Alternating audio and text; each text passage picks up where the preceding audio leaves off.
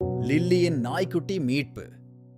Sunshine வில்லே நகரில் lily என்ற சிறுமி வாழ்ந்து வந்தார். அவர் மற்றவர்களுக்கு உதவ விரும்பினார். ஒரு நாள் காணாமல் போன ஒரு நாய்க்குட்டி பூங்காவை சுற்றி அலைந்து கொண்டிருப்பதை லில்லி கண்டார்.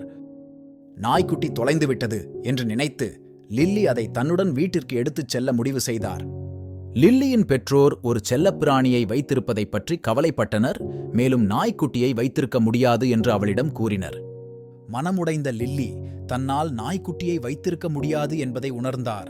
ஆனால் அதை ஒரு அன்பான வீடாக கண்டுபிடிக்க விரும்பினார். லில்லியின் சிறந்த நண்பர் எமிலி நாய்க்குட்டியை தத்தெடுக்க முன்வந்து அதை நன்கு கவனித்துக் கொள்வதாக உறுதியளித்தார். லில்லி மகிழ்ச்சியுடன் எமிலிக்கு நாய்க்குட்டியை கொடுத்தார்.